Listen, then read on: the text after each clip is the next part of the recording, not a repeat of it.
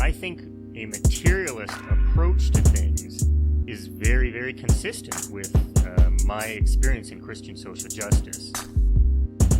I feel like the deeper I get into anarchist practice, the deeper my faith is getting at the same time. I would hope that, securing means of life for all would be something all people of faith would say, oh yes, that's at the basis of what we believe. Those who are most marginalized know the most about the true, the good, and the beautiful. To me, it's less that I think building class solidarity is a bad thing, as much as it seems like if you don't attend to things like anti-Black racism, that's always going to get in the way of building class solidarity, actually. And when you go back, you find that a lot of revolutionary grassroots participatory movements, the precursors to what you could call the barrio assemblies and these grassroots neighborhood organizations, a lot of these were sponsored by the church. What does it mean to say that the Christian tradition is internally contradictory and there are antagonisms there and you're always being faithful to some aspects and betraying other aspects? Welcome to the Magnificast, a podcast about Christianity and leftist politics. I'm your co-host, Dean Detloff. And I'm your other co-host, Matt Bernico. There's a lot going on in the world these days. Headline after headline, tweet after tweet. Elon Musk, he's ruining Twitter, apparently. Speaking of tweets, I'm using it less and less anyway these days, so it's hard to tell. COP27 is going on. Midterm elections came and went, but we're going to ignore all that stuff. And we're going to keep talking about political philosophy. It's what we do best. We're kind of on a roll. I guess I don't know I can't tell if we're being lazy or working harder. It's just, we're talking about what we know. And it feels comfortable.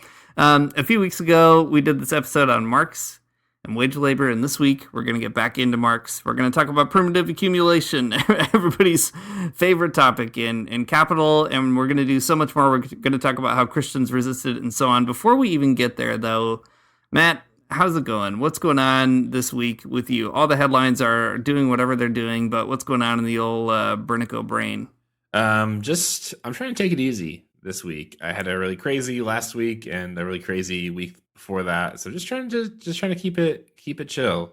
I've been playing Skyrim a lot. That's a very good, it's my good chill out game. Where I can be the Dragonborn and eat people as a vampire, and it's great. That's what I need in my life. Yeah. That's right. What have you been up to? Man, pretty much the same. We're on a downward slope for work as Advent is getting closer and closer. The best thing about working in a Christian social movement is everybody quits around Advent. And I love that. You can't get anyone to do anything, and that means I can't do as many things, and that's great news for me. So really appreciating that. Oh, man, I booked a trip to Cuba. I'm going to go in December, and I'm very excited about it. So that's pretty much all I'm doing with all my spare time is reading about Cuba, watching documentaries about Cuba, listening to music from Cuba, listening to radio stations in Cuba that I can't understand because my Spanish is bad, but I guess I just have some naive hope that it will help me some way or other. And yeah, that's my whole life is Cuba, Cuba, Cuba. That's great. Well, I'm excited that you're going. I wish I was going. That sounds fun. But I hope you run into Don Feliciano down there in these great winter months. Yeah, hopefully he'll bring you a great socialist Christmas present. Yeah, we'll leave our shoes out or whatever it is you do. Man, for folks who don't know, Don Feliciano is kind of a very deep cut, I feel like, for this podcast.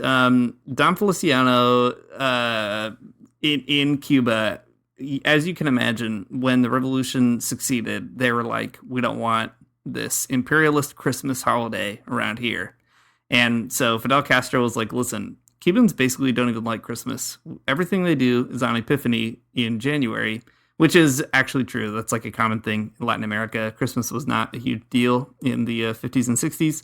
And so he said, don't worry about it. You don't need that Coca-Cola holiday, Santa Claus coming around here.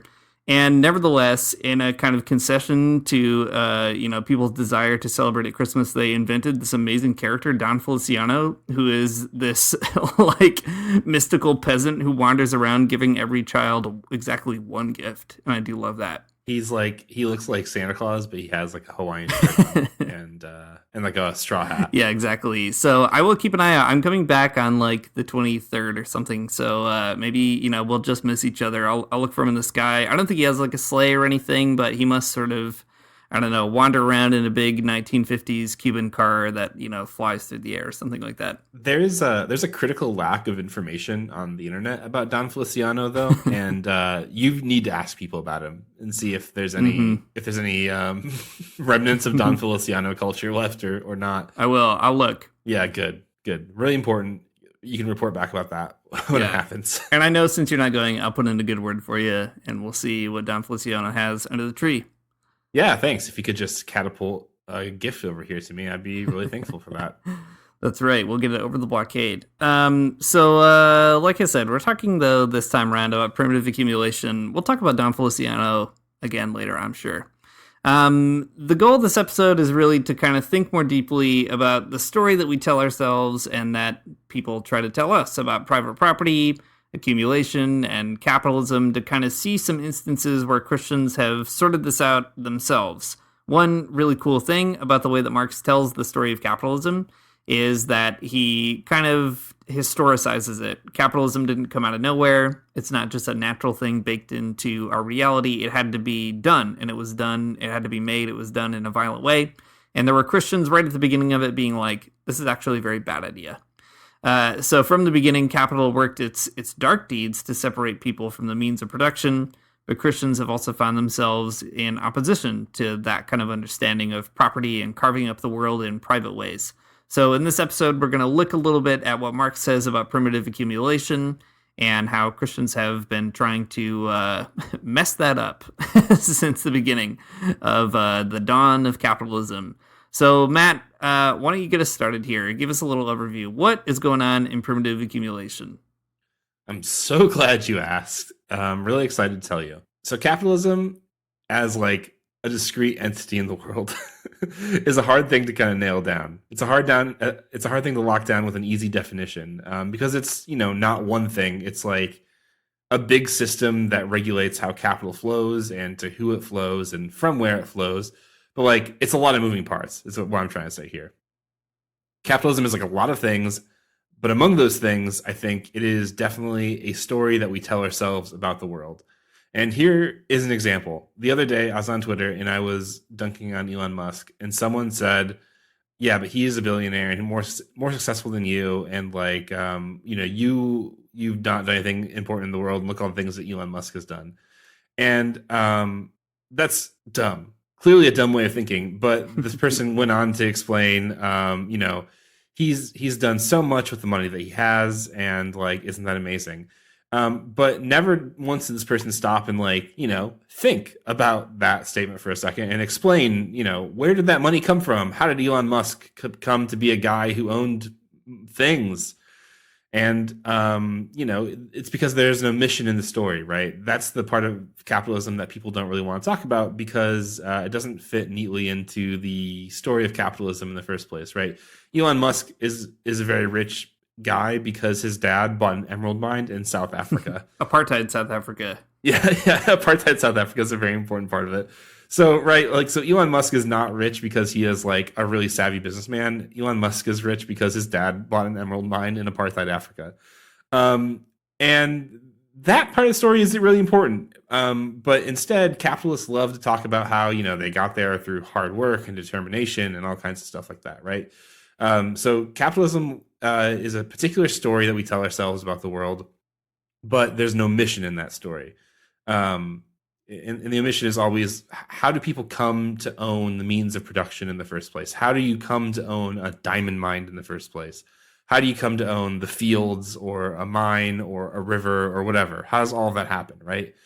And capitalists can tell you, well, I bought it, I invested my money and so on, but like, it still doesn't really answer the question, right? How is it that you could even buy something like a field or a river or a mine? Like, how is that even possible, right?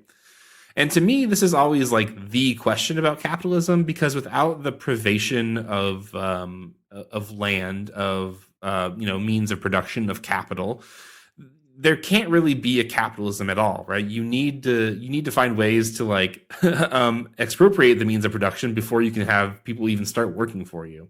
Because after all, as we talked about in a previous episode, even wage labor itself, right? Labor power is a commodity that you have to buy from workers as a capitalist.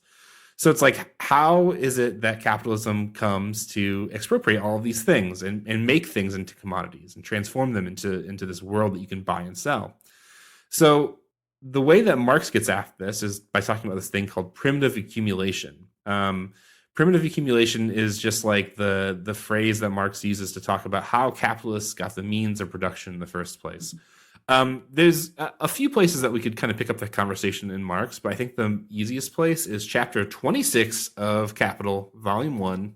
You know, before we even get into the big book of political economy that St. Marx did write and leave us, inspired by the Holy Spirit of socialism and communism, I feel like maybe it's even worth kind of parsing out why this is important for Christians in particular, this conversation, right? Like, how did capitalism come to own the means of production in the first place is, I think, a significant issue, because if you think about your own experience in church or in Christianity, at least in my experience, it's pretty rare that when the topic of wealth comes up or rich people come up or whatever it could be, it's pretty rare that that topic kind of finds its way back to this idea that, like, rich people, for there to be rich people at all, there had to be a historical process by which people could get rich by owning the means of production, by owning land, by owning factories, by owning people's labor. And I think that is huge too, because Marx calls it a myth that primitive accumulation is kind of like waved away in the myth of capitalism as like two guys in a field who just get together and make a transaction in complete freedom or whatever, abstracted from everything else. And Christians also love that myth. Like, I mean, Christians are partly responsible for inventing it. You know, capitalism comes out of Christian countries. And I think that's huge too in an age of like the Dave Ramseys and, I don't know, all these rich Christians kind of running around, that there's a lot of stories that Christians tell about wealth that also rely on kind of waving away this history or erasing it or not even being familiar with it. And I think that is a shame, not only because it reproduces capitalism, but it also erases the Christian opposition to that this is kind of like an intra-family feud, I guess, that Christians were having right at the beginning. So I don't know, just kind of maybe just like putting a fine point on whenever we talk about Marx, I guess I just feel like compelled to explain why it's worth getting into the weeds, because sometimes Marx can feel a little bit complicated or complex. Like, you can't just pick up Capital and open it up to some place and hope that you kind of get it. You know, it is hard, but I just feel like it's like helpful to be like, look, Christians have a hard time thinking about this if they think about it at all. So just a good excuse maybe to be like, this is why Marx helps. Yeah, that's true. I mean, and there are particular Christian ways of telling the story too, right? Like about providence, and I mean, even manifest destiny in a lot of ways is you know, wrapped up in the story of primitive accumulation. I mean, we could make the same case for all kinds of different Christian colonialism in the world, but it's worth pointing out, I think, that I mean, Christians are very guilty of telling the story, but also some Christians are not guilty. I don't know, responsible for telling the opposite story. I think that's just as interesting. All right. So now, Matt, please do get us back into this this great good book that Karl Marx wrote. Okay, sounds good. There's a lot of places to pick up this conversation about primitive accumulation in Marx, but we're going to talk about Capital, Volume 1, Chapter 26. The title of the chapter in Capital is The Secret of Primitive Accumulation. I like this title, though. Yeah, it's the secret. Marx is letting you in on the secret. You never would have guessed. This guy's got it figured out. Primitive accumulation plays in political economy about the same part as original sin in theology. Adam bit the apple, and thereupon sin fell on the human race. Its origin is supposed to be explained when it's told as an anecdote of the past. In times long gone by, there were two sorts of people. One, the diligent, intelligent, and above all, frugal elite. The other, lazy rascals spending their substance and more in riotous living. That's right. I know, that's me. That's me for sure. I'm playing Skyrim. Thus, it came to pass that the former sort accumulated wealth, and the latter sort had at last nothing to sell except their own skins. And nothing from this original sin dates the poverty of the great majority that, despite all its labor, has up to now nothing to sell but itself, and the wealth of the few that increases constantly, although they have long ceased to work. All right, so Marx here is laying out the secret. This is the secret. Capitalists tell you a very weird story about capitalism. The story is capitalists there's some people that are rich, capitalists, because they're hardworking, they're smart, they are good with their money. And people who are not rich, they are not rich because they are lazy, because they are spending all of their money on riotous living. I don't know what that is. I don't know what riotous living is, but I think it sounds it's awesome. Marx's actual life. Yeah, exactly. If anyone is guilty of that, it is definitely Marx himself. Dear Engels, please send me $10 more. Yeah.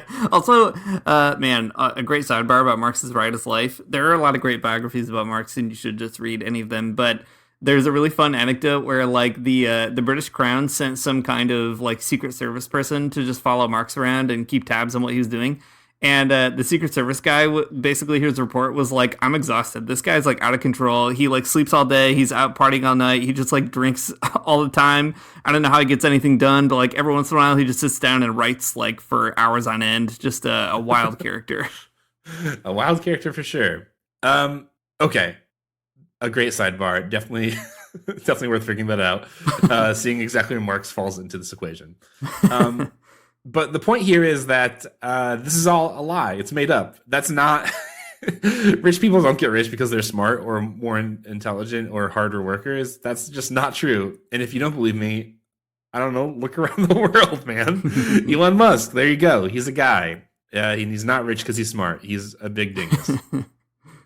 But it's a myth. It's mythology. And Marx decides that, well, instead of just kind of believing the hype, he thinks that there's an actual historical basis for why it is that some people are rich and can buy things like fields, and some people are poor and they have to sell their labor. So Marx says this: the so-called primitive accumulation, therefore, is nothing else than the historical process of divorcing the producer from the means of production. It appears as primitive because it forms the prehistoric stage of capital and of the mode of production corresponding to it. Okay, so this is the really important piece of the puzzle here. In the story of primitive accumulation, capitalists have to find a way to transform the means of production into commodities that can be like sold, that end up, that they're divorced from the people who do the work. And that's an important piece of like moving from like this like feudal society to like a capitalist society, right? And to do this, capitalists have to find ways to push people off land and transform the types of work that people do, so that they can't just do them by themselves. Because if individual workers have access to land and they can do subsistence production, there's no way that you're going to get them to agree to wage labor, because like, why would they, right? If a person could just had access to sort of common land they could grow food on, there's no way you could convince them to work a 12-hour or 16-hour day for very little money. So capitalists have to find ways to divorce workers from the means of production, and then find ways to commodify all of those things, so that workers can sell their labor and capitalists can kind of benefit from the exploitative relationship that results. Right. And what is so interesting about this too is the biblical tradition and Jesus' own ministry I think you can make a pretty good case, and people have done it, made that case, that there's a real sense that the Bible kind of sees this happening and is constantly trying to like short circuit it over time in lots of different ways. The big one that we've talked about in kind of, the last year or so probably, is Jubilee, that every once in a while on a kind of cycle, the Bible says that the economy should basically reset, that the lands have to go back to the people that had them 7 years ago, and you got to start all over again. And so there's this kind of recognition that actually if one kind of private entity accumulates too much wealth, then you're going to end up with a surplus population of people who don't live based on subsistence, and then they're basically, their only kind of possible future is exploitation. And as we were talking about with the Jesus parables a while back, with the book Parables as Subversive Speech, you can see so many of Jesus's parables are also kind of seeing the writing on the wall about primitive accumulation. Like he's constantly sort of looking at how in the Roman economy, there are these seeds of capitalism, of elites sort of jockeying with each other, fighting with each other to try to push peasants off of their land, to expropriate their land out from under them through like lending them debts that they can't pay. And then eventually they're like, the peasant can't pay the debt, therefore the land is mine. That forces the peasant to have to find some other way of survival, right? They can't rely on the land that they knew how to farm. Instead, they need to find somebody who's going to buy their labor or feed them or whatever it might be. So there's this real kind of, disconnect between a human's need to survive and their ability to access the means of survival for them, which for the capitalist or proto-capitalist is a means of production. So I think it's just kind of helpful to be like, these are economies that are very, very early, or I guess they predate capitalism by hundreds of years. And nevertheless, the sort of economic mechanisms that would lead to capitalism are kind of intuited already in the Bible. And they're like, look, don't do that. That's going to be really bad for you. So please don't. Yeah, exactly. I mean, there's, speaking of the parables, in Mark, the parable of the wicked tenants is a story explicitly about primitive accumulation. If you don't remember that episode, basically the idea of that parable was that there's a guy who owns a vineyard. And that's an important piece of the story because a vineyard is a very hard thing to farm. The only way that you would do it is if you were a very wealthy person, because grapes are a luxury crop that take years to sort of cultivate. And you wouldn't just, if you were just like a peasant, you wouldn't have like a grape farm or whatever, a vineyard, you might say. I would. Yeah, exactly. So anyways, that story ends up being about the cycle of violence that primitive accumulation can often incite, because it, it exploits the land, it exploits workers, and it also creates like an intense class antagonism that Jesus warned people against, not to get involved in sort of the cycle of violence that it would necessarily result in, and then do something different. All that to say, primitive accumulation is like an idea that is, Jesus is talking about it in the Gospels. It's a different economic system, right? An advanced agrarian economy is not capitalism, but some similar themes that are pretty easily to map onto one another. Yeah, well, what you see there, I guess, is the struggle of capitalism trying to get out from under feudal kind of societies or agrarian societies, depending on the time period and economy. And, to be clear, those economies also have all kinds of injustices in them as well. So it's not just being like, if only we turned back the clock and we were in ancient Rome and it would be fine. But right. Just to say that there's this kind of, you can see the capitalist class sort of trying to come into form.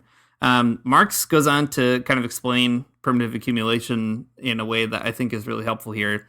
So he says, the capitalist system presupposes the complete separation of the laborers from all property in the means by which they can realize their labor. So trying to take workers off of the kinds of land that they can use to reproduce themselves, their lives.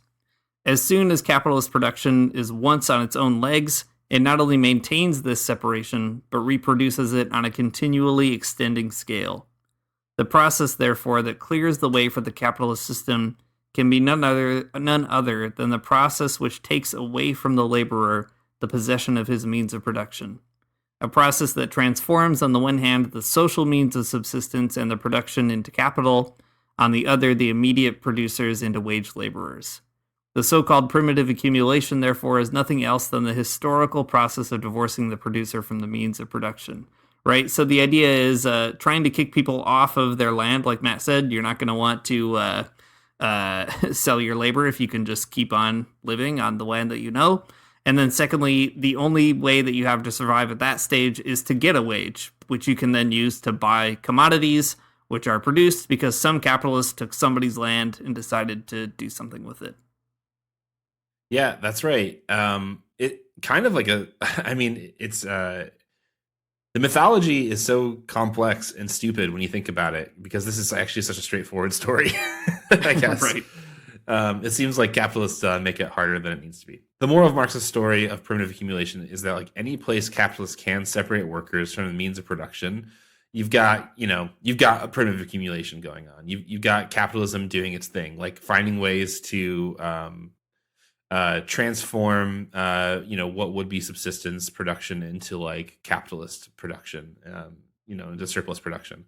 So this is a story that gets repeated everywhere, right? Marx's story centers on feudal Europe, but we just talked about how it's in the gospel. It's in these like, these proto-capitalist societies, but it's also like, it's also a trend that happens like continually, right? The transformations that capitalism kind of like causes are ongoing. Man, I couldn't tell you actually when on this podcast we did this, but years ago now, we read a book together called Caliban and the Witch by Silvia Federici, who's one of those great Italian feminist Marxists. Anyway, she has quite a few sections about structural adjustment programs initiated by the IMF, the International Monetary Fund, in Africa. And I mean, it's that story, but it's the same story of capitalist primitive accumulation, but it's playing out, not in the feudal era, but now, right? Capitalism will always kind of do this thing. It always does whatever it takes to separate workers from their subsistence, from the means of production, so that it can concentrate the means of production into the hands of like the bourgeoisie, and it can commodify everything so that everyone has to sell their labor, right? When we talk about capitalism having sort of a logic of accumulation, like this is kind of what we're talking about, right? This theme, this tendency, this mechanism within capitalist political economy to always be seizing more and transforming the entire world into something that can be commodified and bought and sold to the capitalist class. So I guess that's the story of primitive accumulation, and it's not. I say all that just to make it clear that it's not something that just happened in feudal Europe. It's something that happens now, all over the place, in all kinds of different nuanced ways. Right. I mean, I think it's really easy to forget exactly how recent capitalism is, first of all, and how much of the world is not drawn into it in the same way that we might be in an advanced capitalist country like Canada or the United States. Like, for example, for decades and decades, for most of the 20th century, the majority of the world was just not proletarianized, which is to say people just didn't sell their labor to get a wage. Most people lived on subsistence kind of land, or, unfortunately starved to death, right? Like they were not drawn into the working class in any respect. And today that is still the case. I mean, the world is changing all the time. The economy is changing. The needs of capitalists are changing. And accordingly, there are productive forces that are kind of built up around the world. But the kind of need for capitalists to keep separating people from their ability to reproduce their lives on their own using whatever kind of means they have, that need has not gone away, and it's not going to for a very, very long time. And there are people on the front lines of those struggles. Like I always think of the MST in Brazil, the landless movement, that is constantly trying to advocate for the breaking up of big private land and the return to the commons of that land, a kind of reversal of this process. Or even Pope Francis's kind of theme of land, work, and housing. That's like his big thing, that everybody should have access to those three things. Implicit there is also a critique of the sort of fallout of this process, right? Capitalism does not give everybody land, work, and housing. It takes people's land, it compels some of them to work and requires a lot of them not to work, and it commodifies housing. It doesn't see housing as a human right. It sees it as something to be bought and sold. So just to kind of say, yeah, it's a process that's ongoing, and also there are Christians still out there saying we shouldn't do that. Yeah, that's true. I'm out here saying it, so there's at least one of us. Okay, I think that what's weird about that, though, like, this seems kind of like maybe a childish response, and I feel okay with that. You hear that story of capitalism about primitive accumulation, and you're kind of just like left wondering, though, like, why is it that way? Like, why can somebody buy a field or a mine? Why can somebody do that? Like, why can one person out there just say like, hi, I own this now? Like, why is that possible? I think that like when you talk about primitive accumulation in terms of Marx, at least that's where my brain goes. And it seems, like I said, a little bit immature because it's such a basic question to ask. But there's really not a very good capitalist answer apart from like capitalists want to make money. Like, that's it, right? there may be some other ways that capitalists come up to figure this out. Like maybe they might argue that the private ownership of land is more efficient in terms of production or something, and that could be true. But it still is, I mean, I think a weird idea at its base that one person could just decide they own like a piece of a river and then and then like that's it, right? All that to say, these challenge questions, they're silly. Maybe I'm like an idiot for not understanding, but also there's a whole lot of other Christians, not a whole lot, but there are some other Christians in the world who I think have asked really similar questions or have told different stories about accumulation and capital, especially when it comes to land. And I think those are really fascinating, the ways that Christians have sort of found within their own tradition ways to maybe counter this, or just to like at least problematize the capitalist accumulation of everything. One of the Christians, I mean, there's a few that we can talk about here, but one of the Christians, I think, one of the, not the oldest for sure, in the tradition of Christianity, but I think one of the most interesting in the history of Christianity and Christians who kind of like problematize private property is Gerard Winstanley. Gerard Winstanley is a very interesting English figure from like the 1640s. And Winstanley is most associated with an organization, well, a group of people, not an organization like like a trade union or something. He was but the it's CEO. Like, yeah, exactly. He's the thought leader behind the Diggers. Gerard Winstanley, he wrote like political tracts that focused on improving conditions for people in poverty through the cultivation of like common land. And beyond that, he thought that you could create an entire society that's centered on the idea of common ownership. That's all based on sort of a theological assumption that God made the world to be what he calls a common treasury for all people to share. And that's cool. So, like I said, he's this guy associated with the Diggers. The Diggers are themselves a reaction to the project of the enclosures in England. So just like Marx is writing about, if you want people to sell you their labor power, you've got to separate them from the means of production, or else they won't do it, because why would they? So the Diggers are a part of a movement of people who like fought back against that separation and that like alienation and expropriation of land. There were others too, like the Levelers, but the Levelers, the Diggers and the Levelers split because the Levelers weren't quite against private property enough. So anyways, the Diggers rebranded themselves as the True Levelers, and then they went on to be known as the Diggers as well. The idea of leveling, though, was an actual like process of tearing down the hedges that would enclose upon land. So, like a lord or whoever of a particular plot of or a particular area would, put up hedges to say this is now private property, and, common people can't farm here. Right. Maybe it's good to pause and just draw out that as well, because so the logic that Marx is uncovering, Mark, what a weird guy, Mark. The logic that Marx is uncovering here is that you have to separate people from the land to turn them into wage laborers. But the story that he also pulls off in his story in Capital is about the actual process of that, of enclosing what is common. So there's lots of literature, as Matt was just saying, about, the commons and how they work and all that kind of stuff. But in England, the sort of bourgeoisie, they weren't quite that yet. The rich people, let's say. The rich people and the royalty and nobility, they all kind of got together and decided they wanted to begin to expand the idea of private property in England. And so, as you said, Matt, they started putting up these kind of fences and hedges in order to block off certain parts of what was previously known as common land, in order to say it's not common, it's private. And what is so wild about that is this was a process that was actually pretty violent.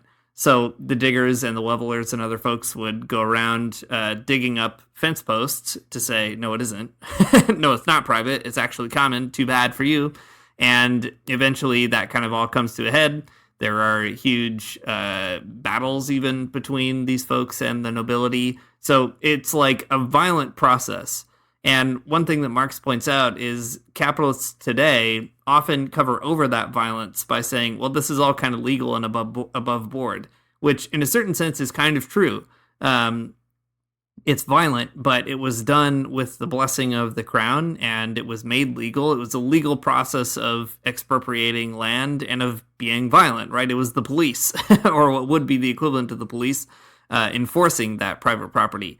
But what Marx says is we kind of like pacify it or assume that it's all sort of voluntary, or everybody kind of agrees this is a good process, right? And that's the kind of liberal capitalist myth that we do the same thing with colonialism, right? People kind of feel in maybe a default way that the capitalist world that we live in colonized countries is, like, yeah, there was some violence back there, but like, all in all, it was some good founding fathers trying to just be the architects of these great nations, right? It's all like extremely sanitized history. Rarely do you learn in school, or at least I didn't, maybe it's different now, but you learn Columbus was a great explorer. You don't learn that Columbus was like actively genociding people in the Caribbean, like that's not the story we tell. So Marx is trying to say the big piece of primitive accumulation that we forget is that there is violence at the heart of the beginning of capitalism. And the diggers are one kind of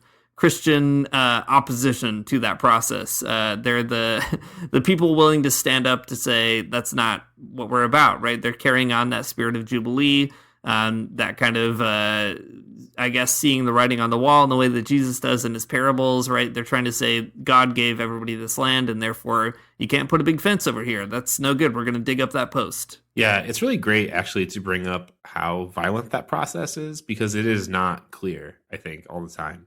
Especially not the way that capital works today. I think it's even like more opaque and obfuscated, the violence that shifting people away from subsistence farming to surplus production. Like, I mean, it's like boring, right? It's even boring to talk about. It's like, the IMF says that the country has to go through X, Y, and Z liberalization processes in the way that it produces, these commodities. Has to do that because the country itself has taken out, loans from the IMF. And in order to meet the standards of the IMF, you have to do these things to be in compliance. And as a result, people in, I don't know, whatever country, name one, name one so-called developing country, and that the IMF is like meddling in. And then, they have to switch up like a farming practice that they've, undertaken for years and years, and switch towards the production of some kind of like different type of crop or different type of use of land so that it can be easily subsumed into the capitalist system. And then people will literally starve because they don't have subsistence farming anymore, right? So it's just like the capitalism, I think, in at least this particular era, right, has made primitive accumulation boring, and like outsourced it to these like global banks that kind of do it, and I don't know, it's bad and just as violent, but we just don't think about it in the same way because people aren't because the diggers aren't like knocking down fences or whatever. Right. I mean, just to bring the example closer to home, too, this example is not exactly primitive accumulation, but it is kind of a piece with it. Like in British Columbia, right, in Wet'suwet'en territory right now, Coastal GasLink, this big shitty company, is drilling under these waterways that are sacred to the Wet'suwet'en people. And it's very bad for all kinds of reasons. I mean, it is a clear violation of indigenous sovereignty. It is ecologically destructive, like it's disrupting the salmon in the river, and like, there is a pretty good chance that it will like poison the land and so on. So the Wet'suwet'en people are trying to resist as best they can, but Canada is such a bizarre country because like it wants to, on the one hand, affirm that indigenous peoples have a right to their lands and they're sovereign over them and so on. But it like explicitly legally retains the right to override indigenous sovereignty if it's in the interest of the honor of the crown or like the prosperity of the Canadian nation and so on, which always translates to awarding contracts to private companies, right? That's really what all that means. And like, this is something that's going on. So it's not primitive accumulation. Like the Wet'suwet'en people still technically have like the legal land claim to whatever their territory, but like, it's the same logic that at the end of the day, it's really the private interest of getting a pipeline through there that is calling all the shots, right? And it is a violent exchange. Like the federal police are constantly raiding Wet'suwet'en camps, and it's bad news. Like people are arrested and harmed and beaten and so on. So like, again, I guess I'm just driving home the point that like it's not even like out there, right, in like the global south. It's like here too, that these things are going on. This kind of logic is going on all the time, and that's like the heart of capitalism, is kind of the violence that is needed to sort of continue to expand the interest of rich people, and like legally, like that's all above board that Coastal GasLink is doing this, and like the Canadian state is providing the muscle to make sure that it happens. I've got to say that's bad, and I don't like it, and it sucks.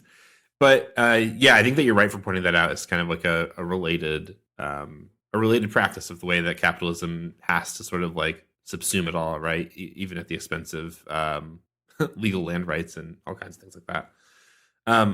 Okay, so capitalists tell this particular story about accumulation. Why are they rich? Why are they wealthy? Why do they get to own the land? It's because they're smart, they're harder workers, etc. That's what they say, and they're wrong. But there are other stories that people have told about private property, and they're right. So we've been talking about Gerard Winstanley and the diggers and enclosures and all this kind of stuff, and we have been off on several digressions, and I think that's fine. We're a podcast, and we can do that. But here's a little bit of a quote from Gerard Winstanley from one of his tracts that he wrote, and you can kind of get an idea for what he's after. Okay, so Gerard Winstanley writes this. In the beginning of time, the great creator Reason made the earth to be a common treasury to preserve beasts, birds, fishes, and man. And only those things. The four genders. The four genders. The Lord that was to govern this creation, for man had domination given to him over the beasts, bird, and fishes, but not one word was spoken in the beginning that one branch of mankind should rule over another.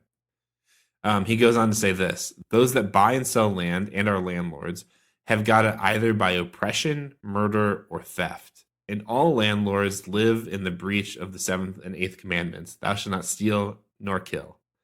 So this is a different story about private property, and one that I think is a little bit more interesting, especially if you're a Christian person. It's a funny twist, right? God created the world for beasts, birds, fishes, and men, and not bugs. So important that bugs are not in the list, I think. But nowhere does it say that humans should rule over other humans, and in fact, the humans that do that buy and sell land and who are landlords, they've done it in sort of breach of the 7th and 8th commandments. That is implying that the land is stolen, and to steal it, they had to kill people probably. So, I don't know. Gerard Winstanley has a pretty compelling point here. The earth is a thing that was... even if you want to take the religious part out, right? The earth was a thing that was created, and to start, like, carving it up and dividing it up sort of, like, arbitrarily just because, like, somebody has a militia to, like, guard it or whatever is a... you have to recognize that it is, like... a sort of like artificial pattern of thought forced on land, and maybe not an inherent idea that just exists in the world, right? Somebody had to do that work. Somebody had to go out there and kill people and steal land. It's not just like this way because it's this way. Right. That's the big thing, too, about that Christian mythology that you get in Dave Ramsey, right? Like, rich people are rich because they're smart and they're frugal and they don't, have credit card debt, and they use this weird envelope system to budget their money and so on, right? That's why rich people are rich. And capitalism is capitalism because it's just the natural way. It's what God wants for human beings. And I think what Marx, but also Winstanley, is saying is actually that's not what God wants for human beings. God probably did not want for the nobility of England to just start carving up the land and, leaving people to starve or like sell their labor to somebody else. That's probably not actually what God's plan was. And capitalism has never been formed in a nonviolent and peaceful way. It wouldn't make sense. It's just not a peaceful thing to get people to give up their livelihood and, go work a shitty job for shitty pay for like subsistence level existence, based on whether or not a capitalist wants to pay them. So I think it's important to always say that like, from the beginning, the opening salvos of capitalism, assaulting the population, assaulting the people in the land, there have been Christians there too, being like, this is not right. Like, this doesn't make sense, and like you said, Matt, I like that word, the artificiality of it. Like, to point out that it is made also is to point out that it could be unmade. Every post that's put in the ground can be dug up. And that's what the diggers went around actually doing physically, right? They were like, well, you put this here, so I guess we could just take it out. They're both decisions that human beings are making. And I think it's important to see this as a kind of conflict of theologies. When Stanley is kind of carrying forth this idea that Christians have a responsibility to preserve that commonality of the world, to not transgress the commonality of the world. And the sort of crown and what becomes colonial theology says that actually Christians have an obligation to make the world productive at all costs. And if you're not part of making it productive, then basically we have a license to remove you from it, right? That's the story of England first colonizing Ireland by saying these Irish people don't know how to get all the outputs from their land, and so therefore we should resurvey it, and then we're going to take it over and we're going to colonize it because that's like a God-given duty to make the land fruitful.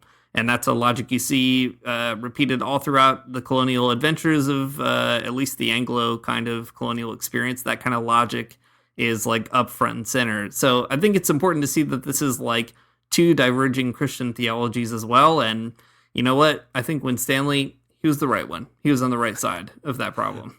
That's right. So it's not just this wild English guy, though, either. There's other Christians that have kind of taken up this same idea about possession and ownership and private property in some interesting ways. So here's a really important example from the early church. So there's this guy, St. Basil, you might have heard of him, Basil of Caesarea. He died in 379, but he's like one of those like extremely orthodox sort of church fathers, right? He was like a monastic, and he was against all these heretics, all the regular church father kind of stuff, right? But also, interestingly enough, extremely against the idea of private property. And here's a great quote from him. "Were you not naked when you came out of the womb? Will you not be naked when you return to the earth? Where did the things you now possess come from? If you say they just appeared spontaneously, then you're an atheist because you do not acknowledge the Creator and show no gratitude towards the one who gave them to you. But if you say they are from God, tell us the reason why you received them. Or is it that God is unjust because he unequally divides among us the things in this life? Why are you rich while the other man is poor? Is it not perhaps so that you might receive wages for kindheartedness and faithful stewardship, and so that he may be honored with great prizes and because of his endurance?" Then he goes on to say a little bit more. "But as for you, when you hoard all those things in the insatiable bosom of greed, do you suppose that you do nothing wrong in cheating so many people? Who is a greedy man? Someone who is not content with what is sufficient. Who is a cheater? Someone who takes what belongs to others. And you are not a greedy man, and you are not a cheater when you take the things that you receive for the sake of stewardship and make them your own. Anyone who takes a man who is clothed and renders him naked would be termed a robber. But does someone who fails to clothe the naked when he is able to do so deserve any other appellation?" I think this is pretty good stuff because it's the same logic that we're seeing with Winstanley, right? There's this idea that like the things that you have, possessions are like kind of happenstance in some ways, and you have them, they come from God, it's great. And if you say otherwise, you're an atheist. That's all very fun. But I like the idea though that like if you have what is sufficient and you're not kind of giving what's left over to other people, that's actually greedy. And cheating, some strong words for sure. But there's this idea kind of latent within Basil's thinking that is really interesting, because like it's recognizing that possessions don't just appear spontaneously, and the division of possession does not also happen spontaneously. It's, there's something to it. Someone's the distribution of wealth is not like on accident. It's because people are kind of doing it in a particular way. Right, and Basil goes on to say in that same quote, "The bread you're holding back belongs to the hungry. The coat you keep in your closet belongs to the naked. The shoes moldering in your closet belong to the shoeless. The silver you hide in a safe place belongs to the needy. Thus, the more there are whom you could help, the more there are whom you are wronging." And there's the same kind of intuition you see in Winstanley, that it's a common treasury for everybody, that it's not meant to be hoarded away and nobody should be going without. And in fact, if you have more, it's an indication that somebody is being wronged. And I think this is as you said, Matt, it's kind of a pattern in Christian theology, and you see it all over the place. I mean, you see it in someone as orthodox as Basil here. You see it in a reformer like Winstanley. You see it in another radical reformer like Thomas Müntzer, leading the peasants, the German peasants, against the princes. The rallying cry for them was "Omnia sunt communia," that all things are in common. That's a standard kind of trope that comes through. And it even makes its way in a kind of particular way into Catholic social teaching, that you see it in what the popes have written in the Catholic social teaching tradition about the common good. And Pope Francis has, I think, kind of put the pedal to the metal on that stuff, right? To say that, as he does in Laudato Si, that the right to private property is not an inviolable right. And in fact, when it conflicts with the common good just takes priority. Like, it's not a sort of competition among, well, both these things are important principles, and you kind of have to weigh them out in your weird moral theological calculus to figure out what's the best. It's pretty straightforward.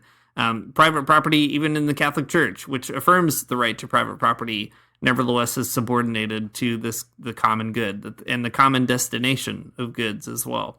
So I think it's important to kind of see that this is like a habitual pattern in the church. And, it's not to say that habits are automatically right or whatever, but it's to say that there's something really like profound about saying creation is for everybody, and that means that you can't really take it for yourself and then forget everybody else. You owe something to those folks who don't have anything, and that's a choice that we've made as a society to create a world where it's like that. It's not God who's unjust because he unequally divides among things in this life. It's us, it's humans who are unjust, and we have to figure out what to do with that, I think, as Christians in a world of ongoing primitive accumulation. Yeah, for sure.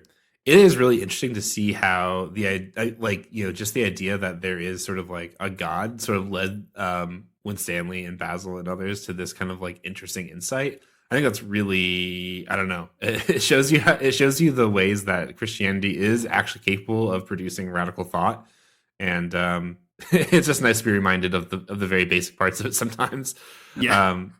But yeah, it's cool. I don't know. These things are so important to kind of draw out, even though they are kind of weird and niche histories. But like Christianity is something that's been, I don't know, at least a lot of Christianity is in the United States, in North America, has been taken over by capitalist ideologues. And it is really cool to see the ways that other Christians throughout history have told alternative stories about these same topics. So I don't know. Always just a nice reminder that like there is there's a different way of being Christian possible, and other people who are far more orthodox than Dave Ramsey have like got it figured out. Yeah, that's right. And maybe that's too an important piece as well, to recognize that for the Diggers and for Müntzer and for a lot of others, including closer to our own time, right? People like the Sandinistas in Nicaragua, or Christians in Brazil or Bolivia.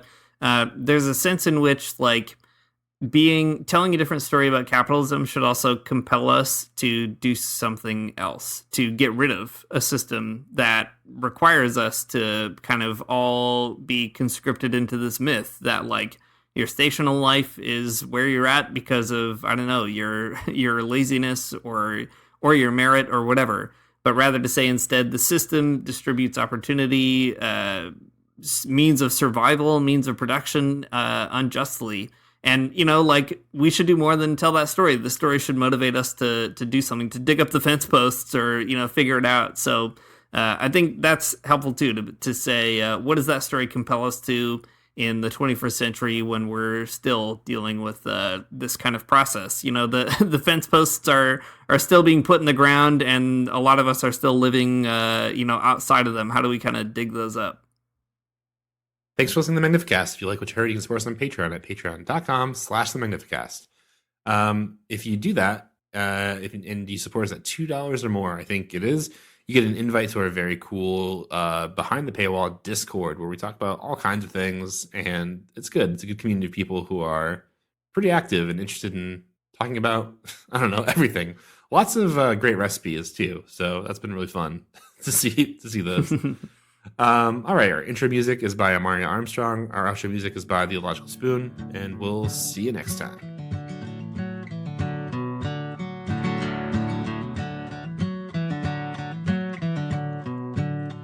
I don't wanna get up for church in the morning, souls alive. Heaven come to earth and there won't be no church. We'll meet down by the riverside. There we'll swim with all creation. Never get tired, never bored. Don't worry, someday there'll be no dam between us and our Lord.